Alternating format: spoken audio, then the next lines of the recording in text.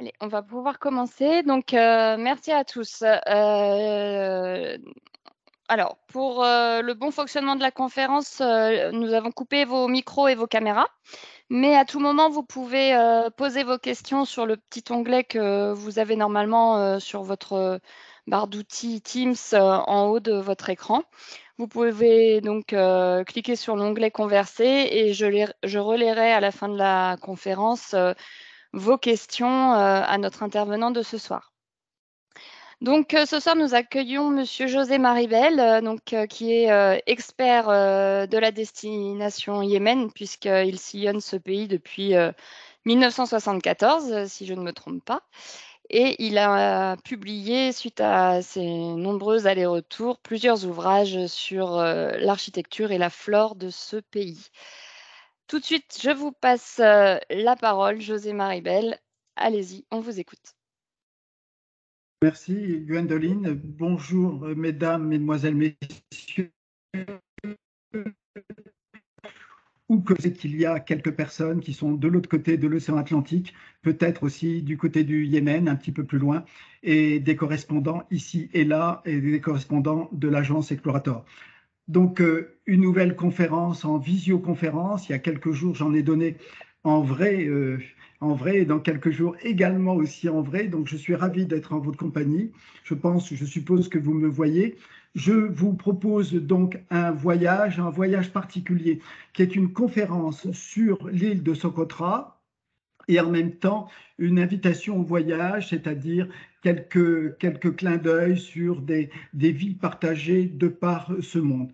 Effectivement, comme disait Gwendoline de l'agence Explorator, je connais cette région que je pratique depuis fort longtemps. Je suis arrivé très tôt dans cette région, au Yémen, en Éthiopie, dans les rivages de la mer Rouge et l'île de Socotra. J'ai eu l'occasion d'y aller une vingtaine de fois. Donc, je suis ravi de proposer ce voyage, les voyages prochains et en même temps une conférence sur ce pays. Nous allons commencer. Nous allons commencer évidemment par un beau paysage, par quelques petits clins d'œil et en particulier un clin d'œil lié à ce grand monsieur Théodore Monod, avec lequel j'ai eu l'occasion de partager 18 ans de vie, d'amitié et de recherche, et en particulier dans cette région du monde saharienne. C'est-à-dire le Sahara signifie le désert en arabe. Il n'y a pas que le Sahara en Afrique. Et donc, nous devions aller ensemble à l'île de Socotra il y a presque 25 ans. Et puis, cela n'a pas pu être possible parce que le destin en a été autre. Néanmoins, ce livre que vous voyez là, il vient de sortir et j'en suis ravi. Et c'est un clin d'œil à ce grand scientifique, savant, botaniste, ichthyologue et passionné des terres lointaines. Pour commencer cette conférence, je ne peux pas faire autrement que de vous présenter des cartes anciennes, comme celle-ci que vous voyez et vous distinguez à votre droite, un petit point qui se situe au milieu de la carte, à la pointe Gardouafoui, le royaume des Adel. Il y a cette île qu'on appelle Socotra. Une autre carte que vous voyez ici, qui est récente, n'est-ce pas? Et vous voyez ce qui représente l'île de Socotra. Mais revoyons un petit peu l'histoire à l'époque de Gondwana, l'époque ancienne, l'époque où les terres étaient rassemblées, les hommes, plutôt les dinosaures, et les animaux et les plantes s'entendaient plus ou moins. Effectivement, il y a une séparation diverse de plaques, ce qui fait qu'au centre de l'image, vous distinguez l'Afrique et le petit point jaune qui est en plein centre, c'est la plaque arabique et de laquelle s'est détachée l'île de Socotra, de la plaque indienne et de la plaque africaine. Alors, l'île de Socotra, nous allons le voir, elle s'est stabilisée entre 10 millions et 5 millions d'années. Petit clin d'œil quand même, parce que il est toujours plaisant de voir apparaître un lieu comme ça, qu'on soit en Islande, qu'on soit ailleurs. Eh bien, il y a quelques années, il y a 11 ans, juste 11 ans, une nouvelle île est apparue, l'archipel Subai. Et donc, comme quoi cela fait écho à l'apparition d'îles, d'îlots, d'atolls. Et comme l'île de Socotra, elle n'est pas apparue, mais elle s'est détachée du continent. Donc là, nous allons voyager dans un pays qui remonte entre 5 et 10 millions d'années et qui s'est détaché de la plaque arabique et de la plaque asiatique et africaine. Encore une carte, parce qu'il est intéressant de regarder en détail les cartes. On constate que l'île de Socotra se situe entre le golfe d'Aden, la mer d'Arabie et l'océan Indien. Comme vous le voyez, à la pointe Gardwafoui, le cap des aromates, le cap des Adèles, comme on disait jadis. Mais là maintenant, on regarde bien cette carte géographique avec les mers et les sols, et maintenant une autre carte qui présente les vents. Et là, cet aspect est extrêmement intéressant parce que cela nous permet de comprendre la situation de Socotra qui est tout à fait singulière, qui vit encore aujourd'hui en fonction des courants marins et en fonction des vents. Vous constatez qu'il y a des voies de circulation qui sont en rouge, qui étaient les voies de circulation maritime jadis et encore aujourd'hui plus ou moins. Mais jadis, il y a 2000 ans, 3000 ans, c'était le cas. Mais vous distinguez sur cette carte deux types de flèches, les flèches noires et les flèches jaunes, qui correspondent au vent de mousson, à savoir 6 mois dans l'année, les vents vont dans un sens, 6 mois dans l'année, les vents dans un autre sens. Et jadis, à l'époque de l'avènement de la chrétienté, il y a 2000 ans, un marin grec s'était installé au sud de la mer Rouge et avait écrit, il est anonyme encore aujourd'hui, il avait écrit un ouvrage qui s'appelle Périple en mer d'Érythrée. C'est lui, à travers lui, qu'il y a eu une meilleure connaissance des vents de mousson. À partir de là, tout a changé. Rien n'a changé pour l'île de Socotra, nous allons le voir. Petit clin d'œil, dans ce parcours que je vous propose, c'est quelques aquarelles, quelques dessins, je ne peux faire autrement, c'est ainsi. Mais cela nous permet de dire et de rappeler que l'île de Socotra était rattachée jadis, il y a bien longtemps, à la Fédération des États d'Arabie du Sud, c'est-à-dire le Yémen du Sud, et puis ensuite, à partir de l'unité du Yémen, l'île de Socotra appartient au Yémen. C'est ainsi. Petite aquarelle de Sanaa, encore très belle, et cette guerre qui n'en finit pas, qui un jour devrait s'arrêter. Espérons. Parlons de Socotra. Socotra porte plusieurs noms. Alors ça, c'est un aspect un petit peu amusant et cocasse. Il y a un peu plus de 20 ans, j'ai eu l'occasion de présenter en France, je n'en tire aucune gloire, la première exposition sur l'île de Socotra. Et il se trouve qu'un journaliste m'appelle et me dit, je voudrais avoir des renseignements sur ce que vous faites sur cette exposition. Comment se fait-il? Vous faites une exposition sur les foyers Socotra? Non, ce n'est pas là. Socotra se présente ainsi, mais comme vous le voyez, peut être nommé Socotora, Choucoutra, Choucotora. C'est ainsi. C'est un nom très très ancien, mais qui porte aussi différentes appellations, nous le verrons. Donc géographiquement, l'île se situe à la pointe de l'Afrique, au sud du Yémen et surtout de la région du Dhofar omanais et de la région du Hadramaout, qui appartient au Yémen. Elle se situe à 400 km, 800 km d'Aden, bien plus de Sanaa. Comme vous le voyez, l'île à 3600 et quelques kilomètres carrés, soit à peu près la moitié de la Corse. Et pour ainsi dire, disons 2 fois la Guadeloupe ou la Martinique. Comme nous allons le voir, elle ressemble à une amande très longue, ainsi, à peu près 130 à 140 km de long et 40 à 50 de large. Et c'est une île qui est restée très, très isolée, nous le voyons. Alors, il y a longtemps, j'ai eu l'occasion de participer à des recherches concernant l'origine de l'Atlantide. C'est assez marrant. Les chercheurs m'avaient un peu cassé les pieds avec cette histoire, un peu tarbiscotée, mais bon, ce n'était pas si déplaisant que ça. Un livre avait été publié. Effectivement, il y a aussi beaucoup de légendes, des légendes et des mythes, comme le fameux phénix qui, tous les 500 ans, vole, etc., renaît de ses cendres. Vous connaissez un petit peu l'histoire.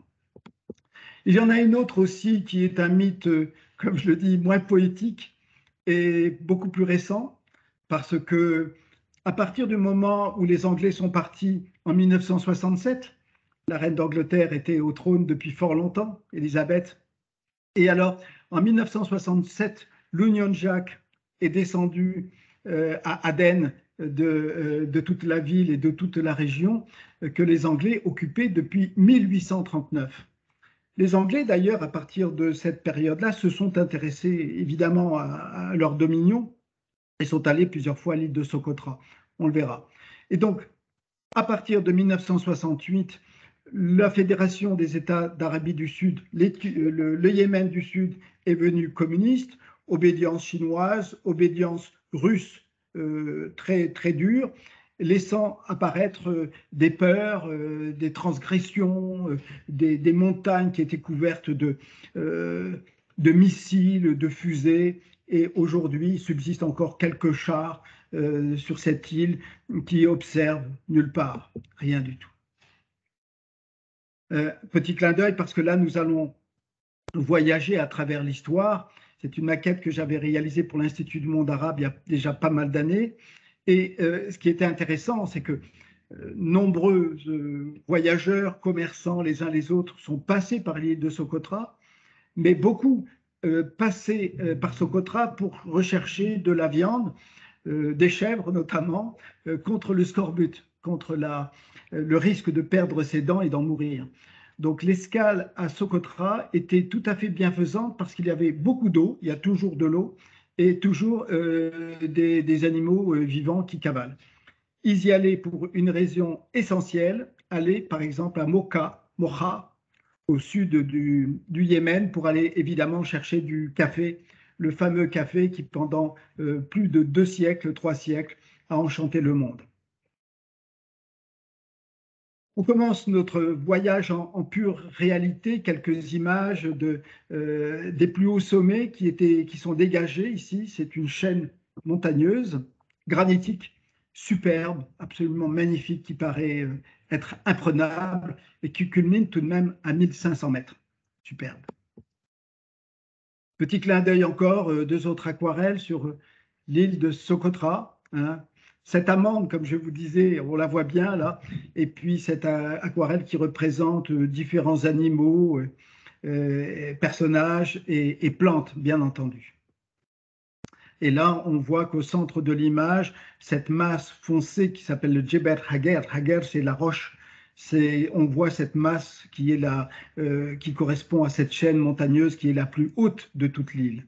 Le reste, ce sont des plateaux et bien d'autres choses. Dans l'histoire ancienne, l'île de Socotra est connue depuis longtemps. Elle est connue depuis très longtemps, depuis des siècles, des millénaires même. Et elle s'appelait Dioscoridos. Dioscoridos, qui signifie aussi l'île de la béatitude en sanskrit, ou l'île heureuse. Pour ça, c'est particulièrement intéressant. Ça interpelle, bien entendu. Et dans l'image que nous voyons, les images que nous voyons, ce sont des extraits d'aquarelles réalisés par Don Juan do Castro au XVIe siècle, pour lesquels d'ailleurs j'avais fait une exposition il y a 3 ans. Sujet splendide et intéressant. Don Juan do Castro était le vice-roi portugais aux Indes, mais il a séjourné maintes fois à l'île de Socotra et en mer Rouge du Sud, attaquant par exemple aussi les Arabes à Aden et allant aider aussi les Abyssins, les Éthiopiens, contre les invasions musulmanes. Là, nous sommes au XVIe siècle. Et donc, les cartes que nous voyons, si vous les distinguez, on voit ces détails que j'ai pu agrandir avec les bateaux qui sont logés, on voit les palmiers qui sont complètement poussés par le vent et on voit cette île assez curieuse, assez mystérieuse, et elle l'est. Voici ce Don Juan do Castro, n'est-ce pas? Et parce que les Portugais, évidemment, passaient par par Malindi, par le Cap, pour aller à Aden, pour aller aux Indes, bien entendu, pour aller à Goa, qui était la capitale portugaise des Indes, jusqu'au détroit de Malacca, bien, bien loin, jusqu'en Chine aussi. Voici notre carte concernant cette région avec la ville d'Aden et sur lesquelles sont logées un certain nombre de citadelles, comme pour surveiller, bien entendu, tout ce secteur qui était hautement courtisé.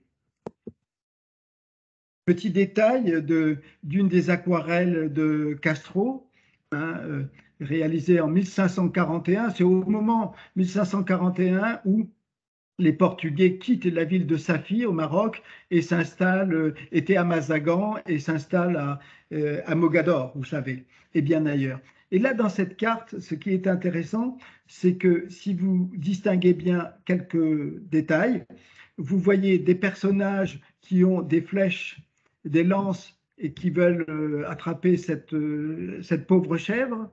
Vous distinguez à côté de l'image un petit cours d'eau avec des palmiers, une église avec une cloche et une croix, et sur les montagnes, légèrement à gauche, vous voyez des palmiers qui ne sont pas des palmiers, qui sont des dracénas, qui sont ces arbres si particuliers. Intéressant parce que à partir de là, le travail que je fais dans cette région, ce sont des recherches que je mène sur des documents anciens et sur la réalité sur place, et cela permet de comprendre réellement la vie quotidienne des Socoteries et peut-être aussi de contribuer à un travail de mémoire, en tout cas. Sur cette image, il s'agit d'un fragment d'une basilique qui a été construite par les Portugais, mais bien avant, Alexandre le Grand et ses troupes. Vous savez, Alexandre le Grand, hein, il y a tellement de villes qui se nomment Alexandrie en Asie, jusqu'en Ouzbékistan, au Pakistan et ailleurs, que Alexandre le Grand avait envoyé ses troupes par là-bas pour faire du commerce, nous le verrons, mais aussi faire un stockage d'esclaves. C'est odieux, mais l'île de Socotra a été, avec les îles d'Aalak en Érythrée, un très grand lieu de stockage, de rassemblement d'esclaves pour qu'ils soient vendus et répandus un petit peu partout. Il y a aussi le Saint Thomas qui est passé, donc peu de temps après la mort de Jésus-Christ. Marco Polo, déjà cité, mais là c'est une histoire absolument passionnante parce que Marco Polo n'est pas passé par Socotra, mais il y a raconté un certain nombre de choses, d'histoires tout à fait charmantes. Et puis aussi Zheng He, qui est ce Chinois musulman qui a envoyé plusieurs expéditions pour aller jusqu'aux côtes éthiopiennes et qui a laissé quelques traces. La petite histoire, nous voyageons, n'est-ce pas? Et c'est que ce clin d'œil à quelques personnes que vous avez sans doute lues ou vous y êtes intéressé. Hergé, forcément, oui, Tintin est allé à Socotra, mais par les rêves. Hein, l'île mystérieuse parle de ces plantes extraordinaires. Il s'en est inspiré, mais bien avant, Jules Verne également, bien entendu, Élisée Reclus, que vous connaissez peut-être, Holfer d'Appert, qui a donné, enfin des passionnés ont donné le nom d'Appert à un musée qui n'existe plus, mais il y a toujours des événements. Et comme vous savez, Marco Polo, qui lui en parle et parle de l'île de Socotra et de deux petites îles à côté qui s'appellent les îles Sœurs ou Frères. On dit aussi, on nomme les îles mâles ou femelles. Et là, c'est tout à fait charmant, enfin, c'est marrant, c'est que Marco Polo, dans le devisement du monde qu'il a dicté, nomme ces deux îles qui disent que les mâles, les hommes vivent sur une île, les femmes vivent sur l'autre île, et puis à un moment dans l'année, il y a les saisons des amours, tout va bien, et puis les femmes repartent dans leur coin, enfantées, et les hommes restent sur leur île pour pêcher et converser. Alors voilà, cette île stupéfiante et invraisemblable, unique au monde. On voit ces régions côtières avec ces falaises immenses, ces grottes, et puis ces dunes de sable que nous allons observer. effectivement, il y a des montagnes, il y a des hauts plateaux, il y a ces falaises et puis ces régions côtières. Ici, nous sommes à la pointe est de l'île de Socotra, donc de part et d'autre. Le côté là, c'est vers les Indes, si vous voulez, l'Inde. Et on distingue les quelques pas ici en bas à gauche, et puis en même temps ces dunes qui culminent à quelques 300 mètres d'altitude, entre 200 et 300 mètres. 300 mètres, c'est vraiment considérable. Et il faut de très nombreuses minutes pour accéder à ce sommet. C'est superbe.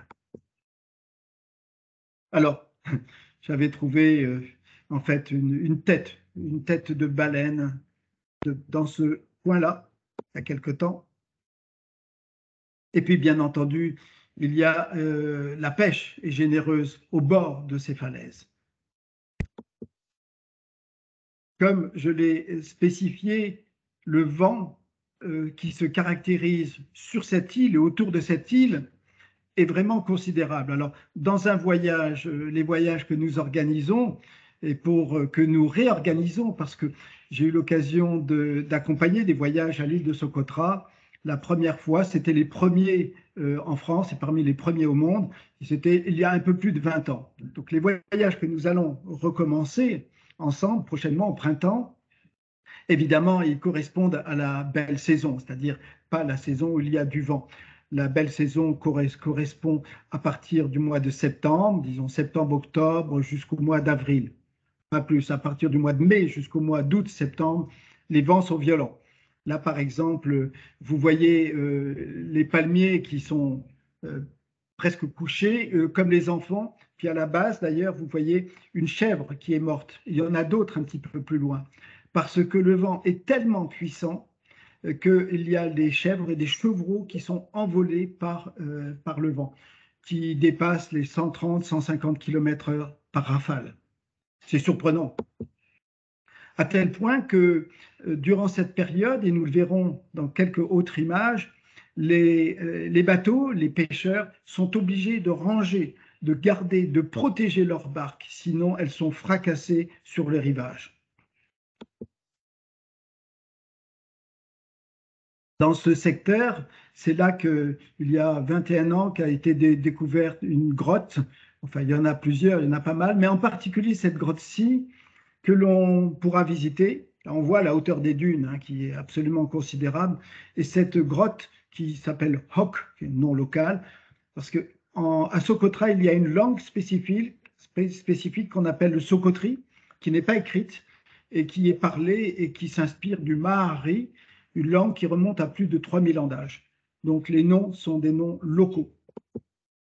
Voici cette fameuse grotte. Pour y aller, il y a un chemin, bien entendu.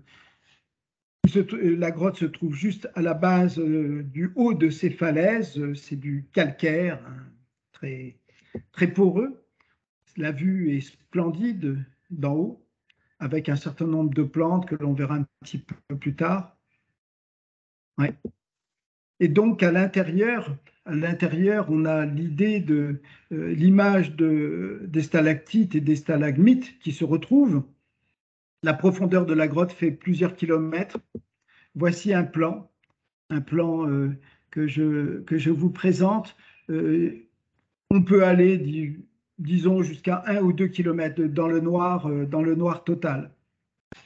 Et donc, Peter de Guest, qui est archéologue belge, j'étais avec lui d'ailleurs à ce moment-là, quand il avait découvert, donc il y a 21 ans, 22 ans, a découvert en pénétrant à l'intérieur cette tablette qui se trouve ici.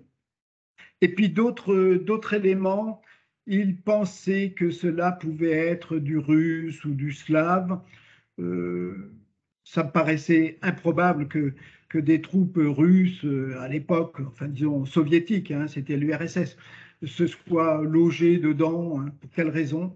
Je pensais que c'était plutôt du sud-arabique ou des écritures très très anciennes en sanskrit par exemple, ce qui s'est avéré être le cas.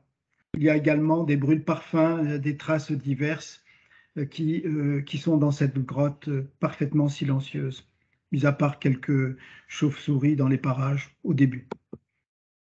Voici un détail.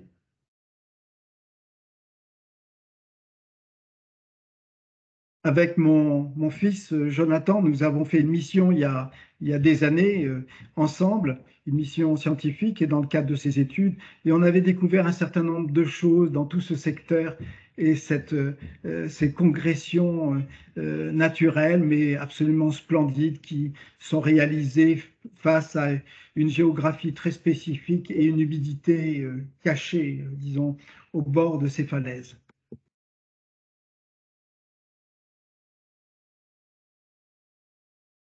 Et puis ce n'est pas tout, c'est que à l'époque ancienne, en 1999, j'étais là-bas pour préparer une mission scientifique avec mon bon vieil ami Théodore Monod.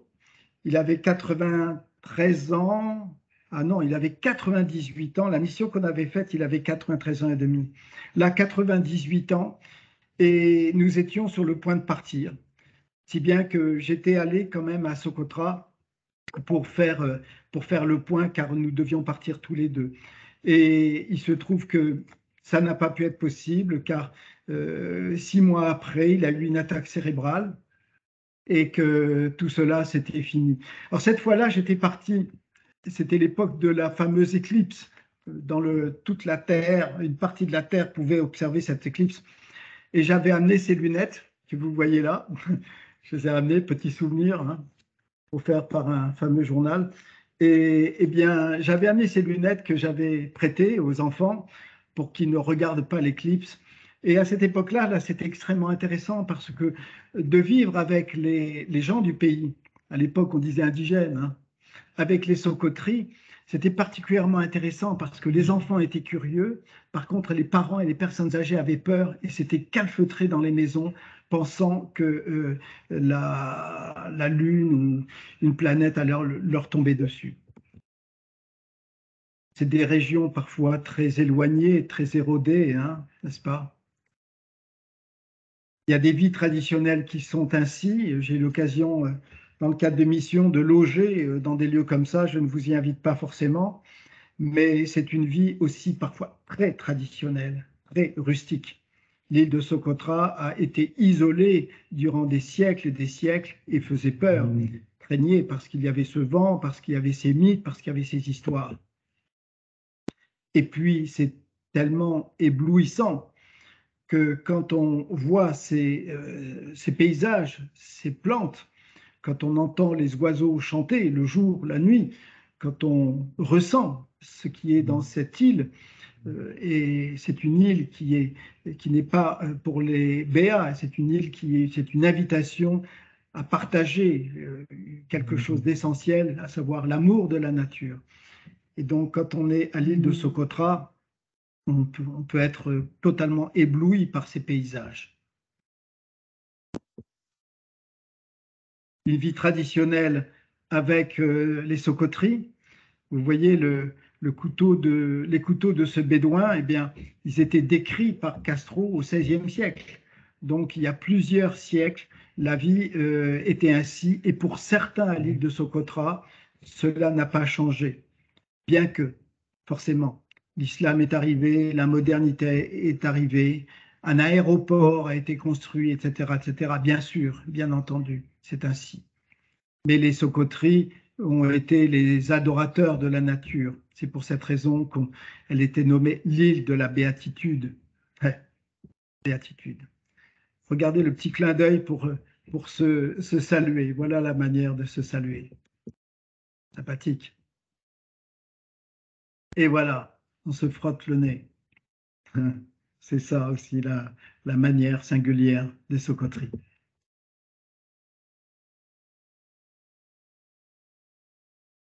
Alors, à Socotra, jusqu'à ce que les avions arrivent, bien entendu, il n'y avait que les bateaux. Hein, nous l'avons vu, quelques ports qui sont ici et là, qui chargent ou déchargent, qui déchargent surtout beaucoup, beaucoup de matériel, puisque de Socotra, qu'est-ce qu'il y a comme richesse? Pas trop, mais il y en avait quelques-unes.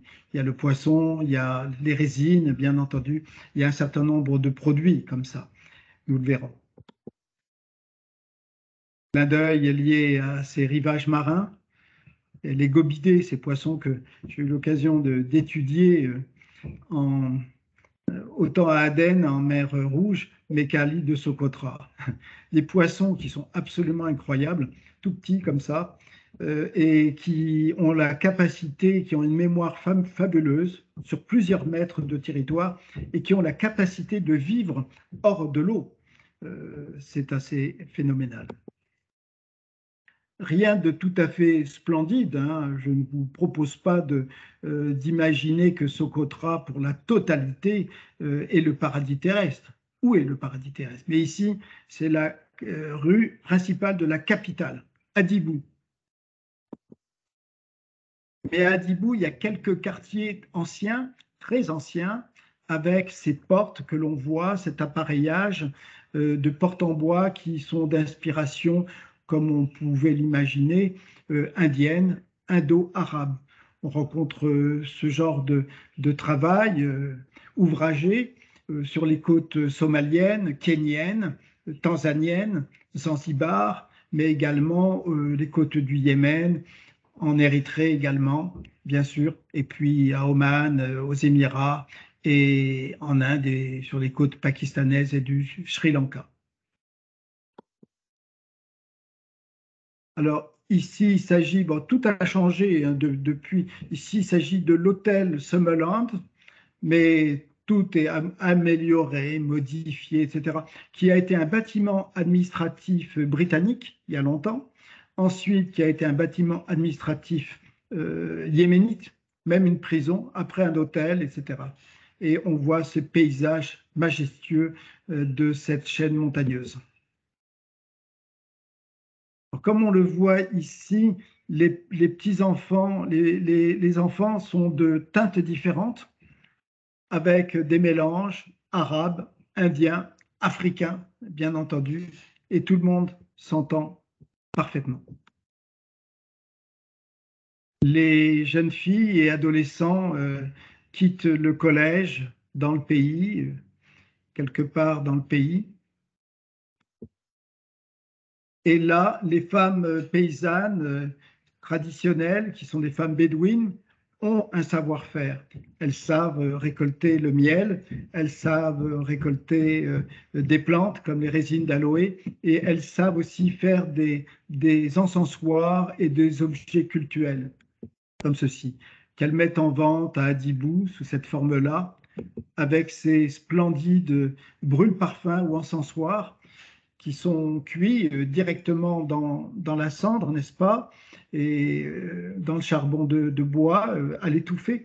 Mais ce que l'on distingue dans cette vue, c'est cette couleur très particulière qui est la couleur de la résine de Dracæna, le dragonnier. Comme on le voit jusqu'à l'an 2000, donc il y a 22 ans, il n'y avait pas de mosquée, il n'y avait rien du tout sur l'île, pas d'aéroport, pas de route, quelques véhicules, quelques rares véhicules, pas d'électricité, quasiment pas. Et donc là, par exemple, c'est le début et le changement radical de l'île. Des réflexions ont été portées sur l'avenir de l'île et en particulier des deux villes comme Hadibou et Kalansia. C'est surprenant. Poursuivons nos aventures avec quelques escapades dans les hautes montagnes. Oui, dantesque, parce que Socotra interpelle, et interpelle parce que tout change, tout est différent. Certains disent, oui, ce sont les Galapagos de l'océan Indien. Bon, arrêtons ce genre de comparaison que je trouve stupide. Socotra est Socotra. Socotra parce qu'elle s'est détachée du continent africain et indien. Les animaux monstrueux d'antan, les dinosaures, les tyrannosaures, etc., ont disparu, tout comme les rhinocéros ou d'autres animaux plus tard. Et là, les plantes, la nature s'est retrouvée en paix, isolée comme une île, mais en paix sans prédateur. Une idée d'escapade dans la montagne, dans les hautes montagnes. Et Socotri en visage très fin, comme ceci, vous voyez, avec des cheveux un peu frisés, hein, il ressemble à des Indiens. Peuple très doux, très rustique, qui connaît parfaitement son environnement et sa terre. Alors, quand on fait ce genre d'escapade dans les montagnes, bon, dans les voyages que nous allons faire, nous allons faire des promenades. Ici et là, nous allons nous balader. Il ne s'agit pas d'escalader ce haut sommet quand même. Mais ça vous donne une idée de ces paysages étonnants.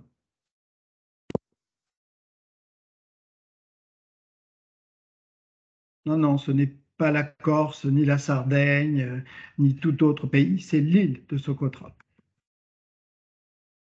Alors, il y a des animaux, il y a des vaches, il y a quelques dromadaires, pas beaucoup. Il y a surtout beaucoup de chèvres, quasiment pas de chiens, pas de chats, mais beaucoup d'oiseaux. Il y a une entomologie absolument riche, bien sûr, mais surtout beaucoup de chèvres. La population de Socotra correspond à peu près à 70 000 habitants.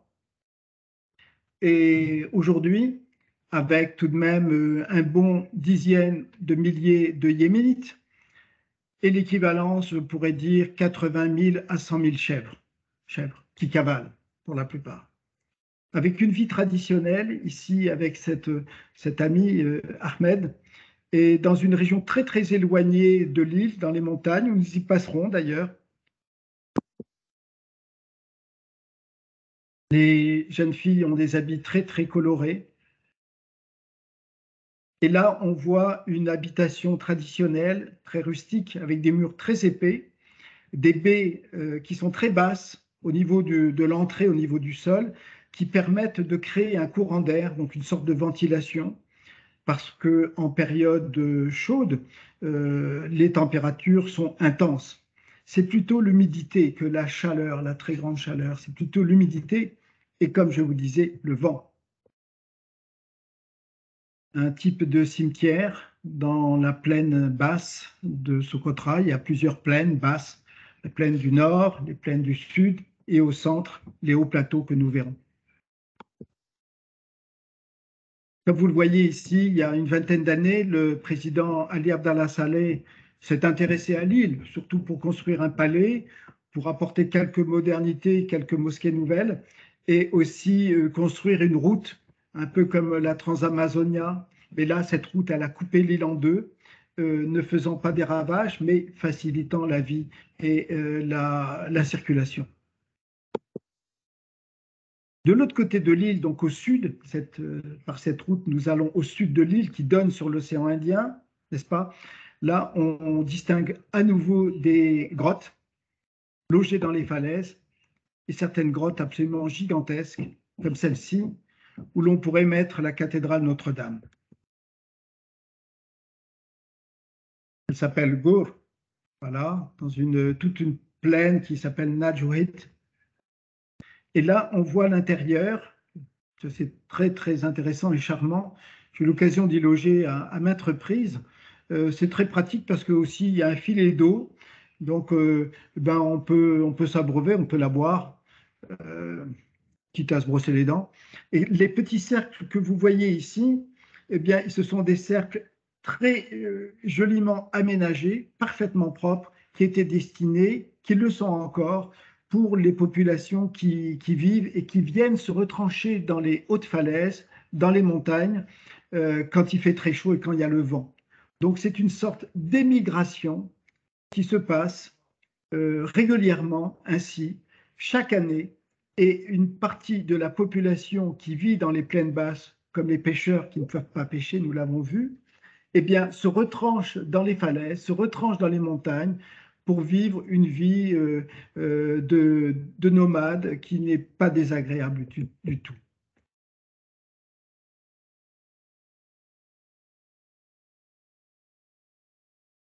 Là, il s'agit de vous montrer aussi certains hauts plateaux qui sont très érodés, parfois qui sont épurés de nature, de plantes et de peuplades diverses. Par contre, on y rencontre quelques insectes et c'est aussi le paradis des entomologistes.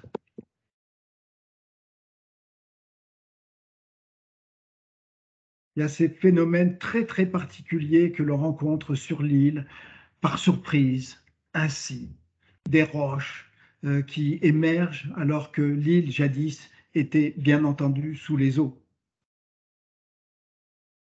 Là, nous nous acheminons vers l'ouest de l'île, en particulier du côté de Calansia, et pour voir ce lagon qui est une pure merveille, le lagon à côté de Calansia, et qui est protégé aujourd'hui, heureusement protégé, car il a failli y avoir une route qui y arrivait. Là, on y rencontre différents oiseaux, des choucas et ces percnoptères, les vautours égyptiens, comme on dit. Bon, ils ont l'air un peu hirsutes. Ils sont pas méchants. Ils sont pas méchants. Ils font du nettoyage un peu partout. Une idée de rochers qui dévalent, qui sont des vallées, qui ont des vallées, les falaises et les montagnes, et qui sont stabilisés à côté du lagon. Et là, je rencontre de temps en temps ces populations avec lesquelles j'ai lié quelques amitiés, avec des vies traditionnelles, des discussions que nous avons. Il faut se mettre aux socoteries, à l'arabe aussi, bien entendu. Là, dans cette région du sud de l'île, j'avais eu l'occasion de constater les dégâts du tsunami, un tsunami de 2004, hein, celui qui venait d'Indonésie. Et puis on va se plonger vers ces plantes absolument extraordinaires, cette passion que nous avions et que vous avez peut-être, et qui était partagée avec Théodore Monod, cher souhait qui n'a pas pu arriver à terme. Alors là, bien, il y a ces falaises, ces hauts plateaux. Hein, les plateaux culminent à 600 mètres, 800 mètres, 1000 mètres d'altitude, avec des climats tout à fait agréables. Hein, pour y dormir, c'est vraiment très plaisant. On y voit ces populations diverses. Ici, ce sont des arbres à encens, des encensiers qui donnent cette fameuse résine, des arbres à myrrhe, des adéniums, bien entendu. Adenium obesum socotranum, c'est une espèce endémique.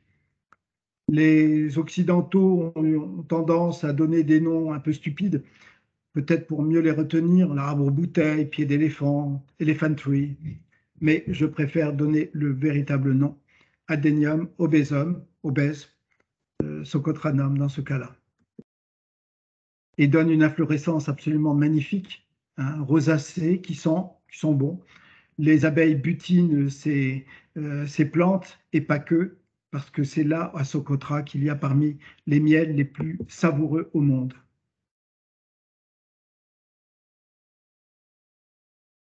Il y a bien sûr les Dracæna cinnabari socotranum, les dragonniers, comme on dit, qui donnent une résine qu'on appelle le sang du dragon, donc ce qui a pu permettre de teindre les brûle-parfums, mais également les femmes se mettent des décorations sur le visage, sur les habits. Elles se maquillent aussi. Ce n'est pas un palmier, c'est une espèce tout à fait particulière, hein, qui donne cette inflorescence et qui ressemble grosso modo à des parapluies ouverts, des brocolis géants, en fait, ce que vous voulez. Ces arbres culminent à entre 10 et 15 mètres de haut et peuvent avoir une circonférence d'une trentaine de mètres. C'est un des carnets que j'ai fait il n'y a pas très longtemps. Alors, à force de cueillir cette résine, on voit au centre de l'image le dragonnier qui souffre parce qu'il a des plaies qui cicatrisent mal, et certains, eh bien, au bout d'un moment, eh bien, se désagrègent et risquent de mourir. C'est ainsi. Parce que la résine du Dracæna, on le voit là dans ces détails, bien, elle est extrêmement prisée. On voit qu'elle est rouge, donc cela fait appel à cette histoire mythique aussi, où on dit que deux dragons font une bataille contre un éléphant, etc., et que le dragon meurt et se mélange avec l'éléphant et l'autre dragon, enfin bref, et qu'on l'appelle ici le dragonnier. Et puis, comme vous le voyez, j'ai eu l'occasion de mettre un Stradivarius il se trouve effectivement qu'un certain nombre de mobiliers et d'instruments de musique prestigieux comme celui-là sont teintés grâce à la résine de Dracæna cinnabari. Montaigne parle de cette fameuse résine dans les essais aussi, comme on dit, amer comme chicotin. Et là, comme vous voyez, il y a différents travaux d'aide à l'île pour l'eau, pour le miel et pour la préservation de l'environnement. Voilà, là je le précise ici, amer comme chicotin. C'est une expression très ancienne, désuète aujourd'hui. Nos parents, nos grands-parents la connaissaient, peut-être vous, que sais-je. Mais c'est un terme qui est intéressant et qui vient du suc de l'aloe vera, qui était utilisé en pharmacopée. En parallèle, je vous montre ici deux types de résines. Là, c'est la résine de encensier, donc Boswellia sacra, et la résine de myrrhe. Ah, c'est une conférence interactive. Ici, juste pour avoir l'échelle, hein, l'échelle du personnage par rapport à cette plante qui est le curcubitacé, qui est, comme on dit vulgairement, c'est un peu stupide aussi, l'arbre concombre. C'est un arbre qui remonte à l'époque dinosaurienne et qui est extrêmement haut, qui peut avoir jusqu'à 8 mètres de haut, qui a été utilisé par le botaniste Balfour, hein, anglais bien entendu. D'autres plantes absolument extraordinaires comme le caralluma, qui sont plus ou moins bons d'ailleurs. Une technique pour attirer les insectes et éloigner les animaux, avec une odeur, une senteur qui est la putréfaction totale. Quelques boswellia absolument magnifiques. Quand je parle de boswellia, ce sont les arbres en encens, bien entendu, n'est-ce pas? Cette résine sublime, plus ou moins sublime d'ailleurs, parce qu'elle n'est pas toujours très agréable, avec deux photographies d'arbres, un provenant de Socotra, l'autre de la région du Tigré en Éthiopie, qu'on espère en paix le plus vite possible. Quelques clins d'œil aussi à un type de boswellia, donc arbre à encens, qui est absolument minuscule et que l'on pourra retrouver dans un coin un peu secret que je connais par là-bas. Mais là, il s'agit de faire une rencontre à ce botaniste qui s'occupe d'un petit jardin secret qui protège à Adibou, à Souk, à côté d'Adibou. Une idée de ces fameuses résines que l'on voit là, n'est-ce pas? Et véritablement, c'est le joyau de l'île. Les résines d'encens, de myrrhe, l'ambre gris qui provient des déjections du cachalot, qui c'est l'ambre gris qui est utilisé en pharmacopée et en parfumerie. Et puis, bien entendu, j'en ai parlé, l'aloe, la résine de l'aloe vera, le suc. Petit clin d'œil, la technique pour conserver en déplacement des fragments. Avant de nous quitter et de laisser place à nos discussions, quelques panoramas de plantes diverses et pas seulement, les oiseaux qui sont splendides et certains qui chantent, qui sont là. Donc pour ceux et celles qui aiment la nature, il faut partir avec des jumelles, bien entendu. Il faut partir avec un caractère, avec un chant tout à fait ouvert et pour aller vers l'insolite. Voici ce fameux lagon, cette rencontre avec la ville de Kalancia. Vous voyez que de temps en temps, le ciel peut être chargé, mais ça passe. Ici, on est juste en face des îles frères et sœurs, mâles ou femelles, donc vers la Somalie. Et dans ce secteur, j'ai découvert un arbre à encens il y a quelques années, en remettant des fragments au Muséum national d'histoire naturelle à Paris, puis aussi, bon, au gré du temps, un caméléon, une espèce tout à fait endémique encore. Des uromatiques, qu'on appelle vulgairement des fouets de queue, et puis des rencontres avec cet ami pêcheur très dégourdi. Une petite fouine qui vient déguster les restes du thé dans la théière. Et puis, quand j'ai eu l'occasion d'arriver avec des amis, avec un ami médecin, ici Maurice, eh bien, on vient aider quelques personnes, on apporte du matériel. Sans être le Père Noël, on peut partager autre chose que prendre des photographies. L'île, aujourd'hui, eh bien, elle vit ses soubresauts, bien sûr, les visites. Elle vit aussi les déchets au bord de la plage qu'il faut entretenir. Donc, c'est une bataille que je mène aussi avec le PNUD, avec les amis de Friends of Socotra, avec les amis qui adorent ces îles et ce monde. Il y a encore beaucoup à faire. Les Socotris, ben, ils viennent baigner leurs chèvres. Il y a eu quelques mouvements il y a une dizaine d'années, quand il y a eu les manifestations à l'île de Socotra et au Yémen, les révolutions arabes, mais cela s'est calmé. Et aujourd'hui, l'île, qui est isolée du continent, ne vit aucun soubresaut lié aux conflits de la région et à ceux du Yémen.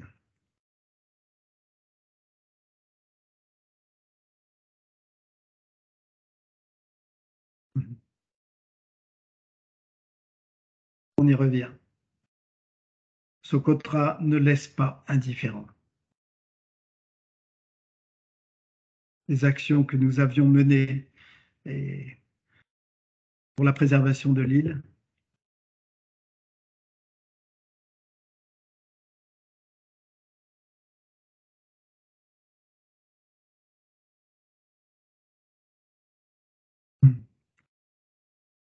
je vous remercie.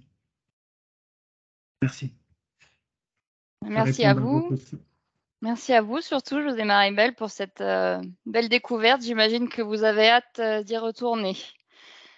Et on l'espère avec nos voyageurs. Si vous le voulez bien, on va passer aux questions. N'hésitez pas à écrire toute interrogation que vous auriez par rapport au voyage. Donc voilà, le Socotra fait partie de notre nouvelle offre. Et donc le premier voyage de reconnaissance donc, qui se fera avec José Maribel du 6 au 16 février. Pour ceux qui ont déjà consulté le programme du voyage, vous verrez que les dates ont été légèrement décalées pour ce premier voyage pour des raisons techniques. Donc ce sera un voyage de 11 jours.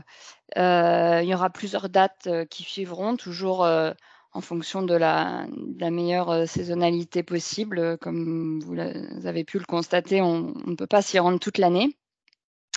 En ce qui concerne les conditions de voyage, il faut un visa et c'est Explorator qui s'occupe de l'obtention du visa.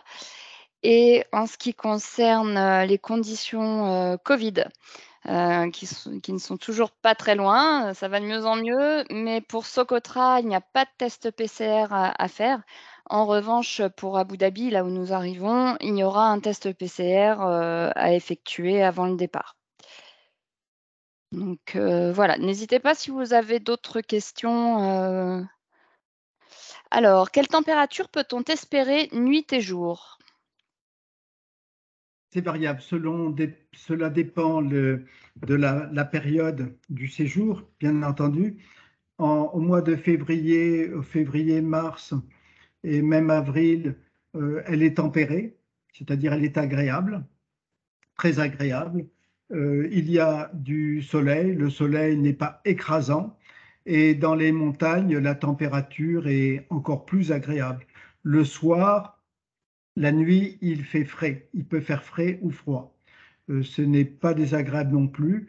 Donc, selon le type de voyage, de toute façon, sur place, il y a, donc si vous partez avec des duvets, si c'est compris dans le type de voyage, c'est le cas déjà, mais sur place, nos correspondants ont ce qu'il faut aussi, c'est-à-dire matelas, couverture, et puis tente, bien entendu. En fait, tout choix est libre, c'est-à-dire quand on est bien, quand on se sent à l'aise sur cette île, ou ailleurs, vous pouvez tout à fait dormir dans une tente ou dans des abris qui sont déjà faits, une sorte de cabane très bien aménagée, mais également dormir dehors à la belle étoile, ce que je fais d'ailleurs. Voilà. Je vais me permettre de répondre à une question un petit peu technique. Effectivement, il y a beaucoup de bivouacs, donc 5 nuits au total et tout le matériel est inclus, sac de couchage, oreiller, matelas, tente, tout est inclus, vous n'avez rien à emmener. Ensuite, nous avons une question de quelqu'un qui est allé à Socotra en 2013 et à l'époque, le guide se faisait du souci sur la prolifération des chèvres qui détruisent la végétation. Et qu'en est-il à ce jour? C'est pas du souci, c'est un problème majeur que j'avais déjà constaté dès le début de mes séjours à l'île de Socotra. Il se trouve que les chèvres constituent l'alimentation en viande principale pour les Socotris. Donc ça, c'est une chose qui existe depuis des siècles et des siècles. Mais effectivement, une chose qui se passe, c'est que les chèvres, soit on les garde dans un enclos, ce n'est pas évident parce que l'enclos, il faut le surveiller. Et une chèvre, ça cavale partout. Donc, et puis elles font des petits. Donc, il y a un procédé là-bas naturel, c'est ainsi, de choper, de prendre les chèvres, et en particulier les femelles quand elles ont des petits, d'attraper le petit, et comme ça, la femelle, on la prend aussi. Mais en général, comme je l'ai dit avec non sans humour dans cette conférence, j'estime à peu près à 80 000 chèvres, voire plus, qui cavalent dans le pays, c'est-à-dire partout, et qui sont libres.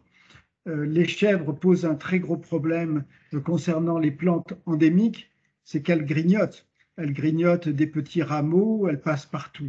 C'est vraiment un gros problème. J'ai eu l'occasion, j'ai publié plusieurs livres concernant la nature et les plantes dans cette région du monde, et j'avais fait ce constat au Yémen, dans le Dhofar, et au Yémen, dans le Hadramaout, concernant les chèvres qui cavalent dans la nature et qui mangent les petits rameaux, les petits plants d'arbres à encens. Si bien que c'est aujourd'hui une catastrophe, c'est un très très grand problème qu'on n'arrive pas du tout à régler. Il y a quelqu'un qui nous interroge également sur, la sécurité. Donc effectivement, le gouvernement français, est très décourageant, en ce qui concerne, le Yémen. Qu'est-ce que vous pouvez nous dire par rapport, à la situation à Socotra? Oui, il y a les pays occidentaux notamment qui sont décourageants à l'égard de bien des pays. Moi-même, je viens de rentrer de Géorgie. Effectivement, la liste peut être longue de par le monde. Alors, concernant l'île de Socotra, il n'y a rien à craindre en particulier, mis à part de se fouler le pied dans la montagne ou ailleurs. Mais l'île est vraiment contrôlée. Elle est contrôlée parce que n'importe qui n'arrive pas là. Par avion, tout est contrôlé, et par bateau, c'est le cas aussi. Il y a une sécurité vraiment pointue, mais ce n'est pas nouveau, parce que, comme vous savez bien, il y a encore 15 ans, 20 ans, on parlait énormément du piratage dans cette région du monde, et en particulier les pirates somaliens. Donc, le gouvernement yéménite a opérer à de grandes surveillances de l'île. C'est ce qui fait que l'île est aujourd'hui sûre. Quelqu'un qui demande un petit peu plus de précision par rapport aux chèvres. Est-ce que le gouvernement, pourrait faire quelque chose? Est-ce qu'il y a des actions qui sont tentées? C'est très difficile, vous savez. euh, Dans une île qui fait 3600 km², qu'allez-vous faire? On ne peut pas mettre une personne derrière une chèvre pour la choper. Et, et il ne s'agit pas de les empoisonner non plus. Vous comprenez? Donc c'est vraiment très, très, très, très complexe. Mais l'île est suffisamment grande pour que les chèvres cavalent et que les êtres humains vivent et soient nomades ou sédentaires. Et puis les chèvres présentent un avantage parce que quand il y a des fêtes et quand il y a des circonstances, ce qui est le cas pour moi, disons, chaque fois que je suis allé à Socotra et en retournant, eh ben, il y a un méchoui qui se prépare, c'est possible. Alors, ça fait partie de la vie. Il n'y a pas que les chèvres, mais dans la mer, il y a les poissons aussi. Donc, il y a la mer et l'océan sont extrêmement poissonneux et on peut déguster du poisson et toutes sortes de plats et de légumes, etc. quand on séjourne à l'île de Socotra. Et des gambas, et parfois des homards, ou des langoustes. Des langoustes. C'est assez varié alors. Oui, c'est varié, c'est très varié. Ouais. On nous demande également si vous pouvez en dire un petit peu plus sur les randonnées tout au long du circuit. Des randonnées. Écoutez, personnellement, moi, je ne suis pas, je me permets, je suis collaborateur et ami de l'agence Explorator et personnellement, je ne suis pas staccanoviste du tout. C'est-à-dire, qui veut marcher un moment, qui veut faire des découvertes, balader selon les lieux où nous sommes, nous avons des créneaux de visite ou de promenade ainsi. Donc, les randonnées, elles peuvent se faire comme là, dans cette vue au niveau du sol, mais ça peut être aussi dans les hauts plateaux et dans la montagne. Donc il y a plusieurs randonnées tout à fait possibles et dans des lieux absolument magnifiques et sublimes. C'est absolument éblouissant. Toutefois, il faut être précautionneux. À l'île de Socotra, il est absolument interdit de faire des prélèvements. Prélèvements de plantes, prélèvements de graines, prélèvements de cailloux ou de coquillages. Donc, depuis des années, il y a eu des restrictions sévères à cet égard. Donc, prendre des photos, dessiner, admirer, ressentir, marcher, faire des randonnées, c'est tout à fait possible. Oui, on en fera. Mais de toute façon, elle reste globalement accessible à toute personne en bonne santé physique, hein. Il y a pas absolument, absolument, sans aucun problème. Oui. Donc justement, voilà, on marche dans les sentiers, pas en dehors pour préserver la nature. Puis, vous savez, enfin, sur place, il n'y a aucun problème pour se promener. Quand on est dans la nature, on est véritablement dans la nature. Ouais. C'est très agréable. Est-ce qu'il y a d'autres espèces végétales que l'encens, la myrrhe et les résines qui sont exploitées? Non, il y a le croton.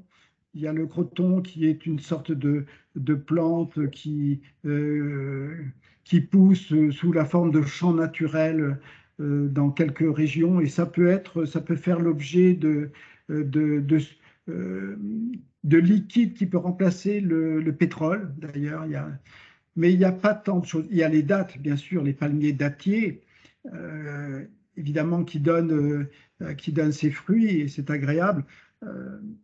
Et puis, comme je parlais, il y a ce fameux miel qui est considéré comme le plus réputé du monde avec celui du Hadramaut, réputé et cher.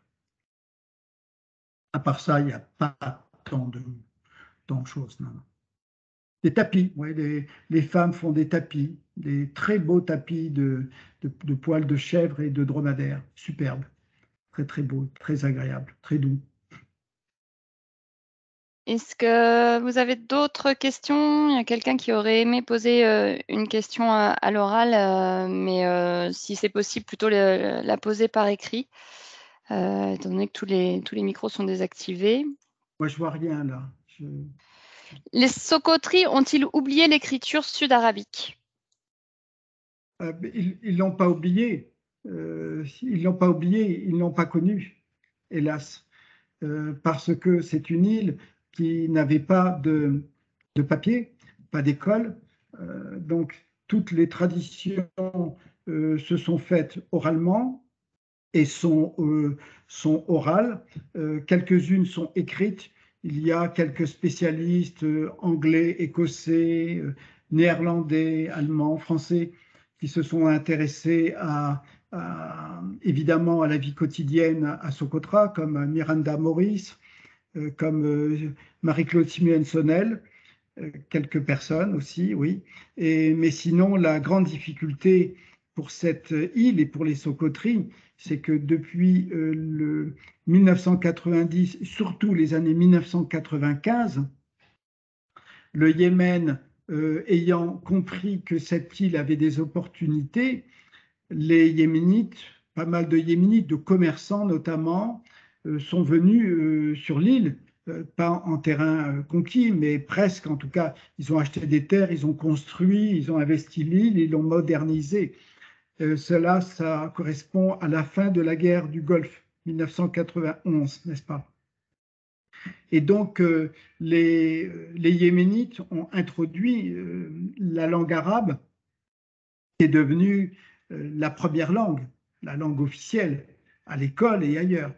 Donc, les choses ont beaucoup changé. Mais il y a quelques défenseurs du Socotri, des traditions Socotri, de la musique, des contes, de la danse, le Socotri, la manière dont les femmes font certains habits et les tapis. Donc, il y a eu véritablement des mouvements de défense des Socotris, et comme vous en doutez, auxquels j'adhère totalement. Alors oui, quelqu'un nous demande justement par rapport au changement de date. C'est ce que je disais tout à l'heure. On a dû décaler les premières dates. Donc le départ du 20 février, effectivement, n'existe plus. Le premier départ sera au 6 février jusqu'au 16. Puis ensuite, il y aura un départ le 6 mars jusqu'au 16 mars, 27 mars jusqu'au 6 avril, 23 octobre jusqu'au 2 novembre, 13 novembre jusqu'au 23 novembre. Voilà, et normalement, ça ne devrait plus bouger.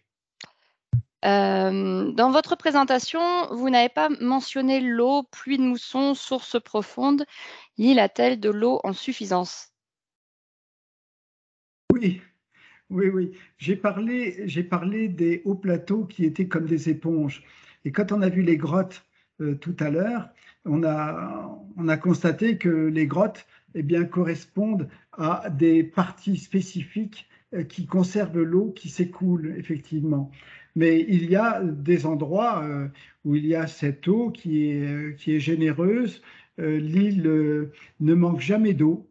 Pour ainsi dire, il y a toujours des sources, il y a toujours des endroits où il y a cette eau qui s'écoule, mais que l'on ne voit pas forcément dans les paysages. Là, par exemple, la vue que l'on a là, c'est un lagon qui n'est pas très loin de la mer. Donc, c'est un lagon qui n'est pas très salé, mais qui est au bord de la mer. Et par contre, l'eau, quand il pleut, s'accumule dans les hautes falaises, dans les montagnes, et ensuite réapparaît sous forme de source en différents points.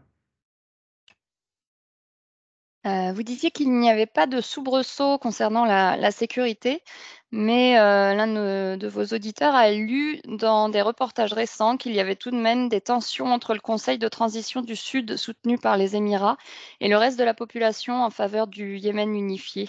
Est-ce que vous en avez entendu parler?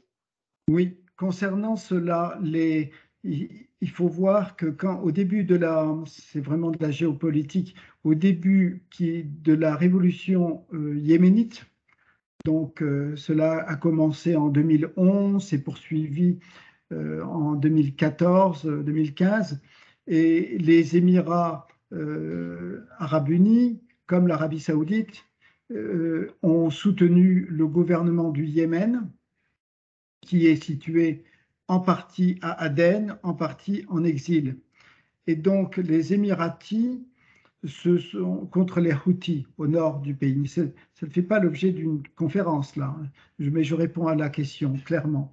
Il se trouve que les Émiratis, qui depuis des siècles, faisaient venir de l'aloe, de la résine de myrrhe, je montre encore, de la résine d'encens qui est absolument divine, c'est une des deux les plus divines et agréables au monde, plus le miel, bien entendu, eh bien, on faisait venir, on importait en Inde pour les Maharajas et pour bien d'autres. Et donc les Émiratis soutenant encore aujourd'hui le Yémen, le gouvernement du Yémen, légitime, eh bien, c'est dit, il est tout à fait intéressant d'aller à Socotra, voire de l'occuper. La piste d'atterrissage qui est à 10 km d'Adibou est une piste immense qui pourrait faire atterrir un A380 et qui a été construit, financé par George Bush fils, pour attaquer l'Irak et l'Afghanistan il y a des années. La piste est restée. Et vous voyez que quand vous avez une île comme ça, qui est un joyau planétaire et qui a été oubliée du temps, oubliée des grandes voies de circulation, mis à part 3 chars soviétiques qui restaient là, eh bien, suscite elle est courtisée directement. Courtisée parce que les Socotris qui dirigent l'île dans leur tribu, les Socotris sont menés par les Yéménites, du gouvernement et des autorités yéménites qui s'y sont installés. Donc, cette île est évidemment courtisée, mais elle peut être occupée, ce qui a été le cas des Émiratis et de gens du continent, oui. Mais globalement, ça va. Il ne s'agit pas d'être inquiet quand on va sur cette île. Pas du tout. J'ai des nouvelles chaque semaine, presque tous les jours, de Socotra, de mes amis Socotri. Vous disiez tout à l'heure que jusqu'en 2000, il n'y avait qu'une mosquée à Hadibou. Aujourd'hui, est-ce que le wahhabisme s'est répandu avec une multiplication des mosquées sur l'île? Il y a le wahhabisme. Je ne sais pas vraiment, c'est pas la tendance particulière de l'islam, c'est pas l'islam radical. Il y a effectivement les Yéménites qui se sont installés sur l'île, ont introduit différentes mosquées qui n'existaient pas ou, comme on l'a vu dans l'image que j'ai présentée, il n'y avait pas de mosquée dans différents coins. Donc, comme dans partout, dans de très nombreux endroits du monde, il ne s'agit pas d'avoir une mosquée ou une église pour se mettre à prier, pour les pratiquants. Et donc, la présence des Yéménites, des autorités yéménites et en même temps d'investisseurs a fait qu'il y a eu la construction d'hôpitaux, d'écoles, de collèges, de bâtiments divers, administratifs et également de mosquées. Par la route côtière du Nord, le réseau de pistes est-il carrossable? Il y a des routes asphaltées aussi, oui, de plus en plus. Et des pistes carrossables qui sont de qualité, oui, oui, oui, en général, oui. Sauf quand il pleut, en saison des pluies, les pistes peuvent être endommagées un certain temps, hein, c'est le cas un peu partout, en Guadeloupe récemment, et il n'y a pas très longtemps dans différentes régions de France, et ça arrive. Donc sur place, il y a euh, des caterpillars qui arrangent tout ça. Oui, on est dégourdis à Socotra, les gens sont dégourdis. Ils ont des idées. Bon. J'ai une question un peu gourmande. Combien coûte le miel à Socotra? Est-ce que vous pouvez nous donner une tendance?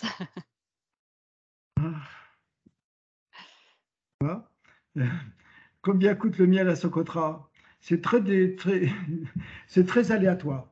C'est très aléatoire, ça dépend du vendeur de miel, de la saison, de là où on se trouve, de l'époque. Mais le miel à Socotra peut coûter cher, très cher.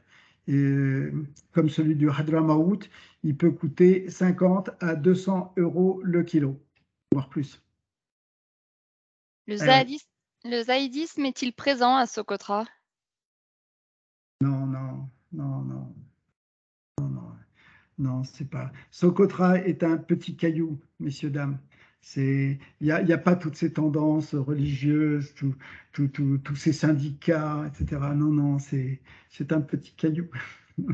Non, non, on n'en est pas là. Il n'y a pas le Et zaïdisme et les chapéites, etc. Non, non, ça va.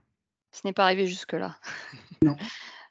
Est-ce qu'il est possible justement d'interroger facilement les locaux, les guides sur place? Est-ce qu'ils communiquent assez facilement ou est-ce qu'il y a des réticences à aborder certains sujets?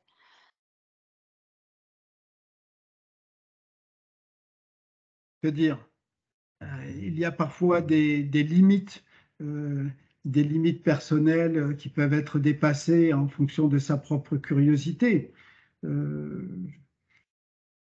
Moi-même, je suis ethnologue, historien, j'utilise des formules, des manières, tout dépend des relations que j'ai avec les unes et les autres, où parfois l'indécence se présente et à un tel degré, on ne franchit pas ce pas. Tout dépend du degré de relation que l'on peut avoir et que l'on peut créer, engendrer.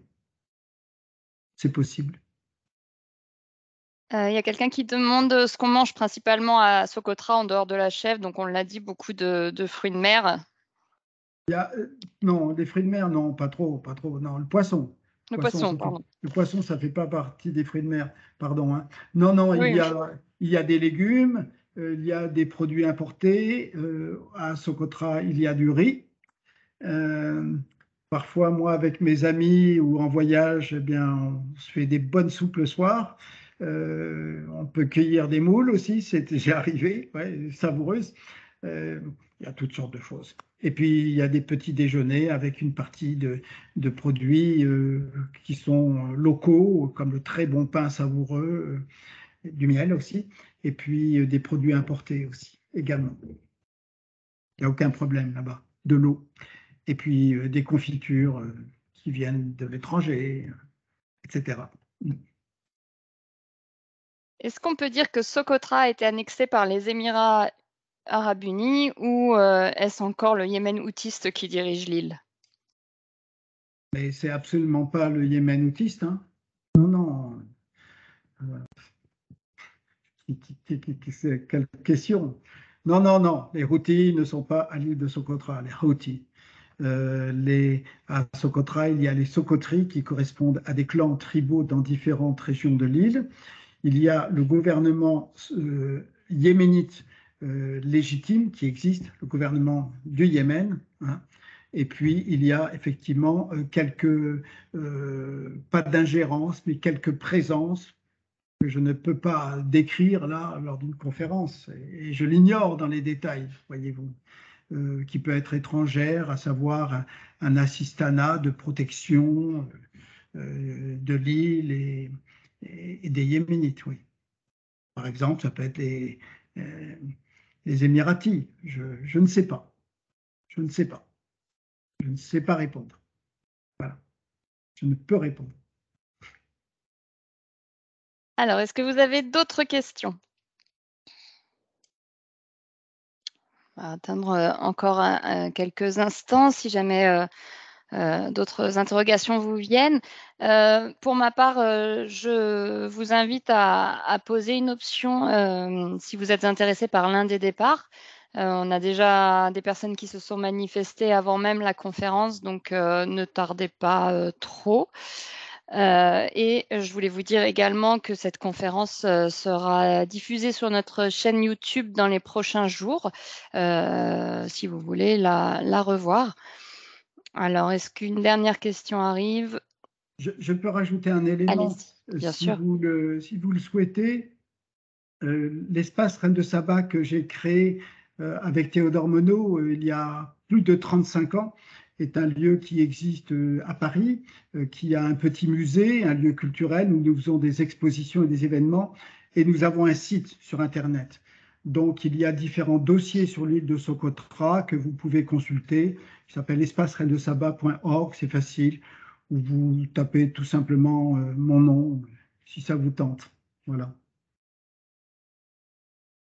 Donc, quelqu'un nous demande si, concernant les questions d'ordre pratique, si c'est mieux d'appeler directement l'agence de voyage. Oui, évidemment. On peut aussi vous faire suivre le programme par mail et par courrier si vous le souhaitez, mais n'hésitez pas à nous appeler dès demain, que ce soit Sabrina, Kevin ou moi, nous vous répondrons avec plaisir. Et si nous n'avons pas la réponse, eh bien, nous interrogerons bien sûr José Maribel. Ça sera de très, très, très beaux voyages que nous allons Ouais. faire. J'ai plein d'enthousiasme et en plus, c'est dans un esprit de partage et de coopération, c'est-à-dire ces voyages que l'on va faire, que l'on relance, et j'en suis absolument ravi, c'est des voyages qui contribuent aussi à soutenir l'île, à soutenir les gens de Socotra. Et donc là, c'est une très très belle chose. Et pour ceux et celles qui aiment la nature et qui s'enthousiasment dans les lieux lointains, c'est vraiment une destination qu'il ne faut pas déflorer. Donc, parlons de l'île de Socotra, mais surtout pas partout dans le monde, que nos voyages restent un peu confidentiels, si vous voulez, parce que c'est un joyau qu'il faut préserver. Je vous remercie. Eh bien, merci à tous. Merci à vous, José Maribel. Et puis, à très bientôt, sans doute, sur les routes de Socotra. Bonne soirée, au revoir.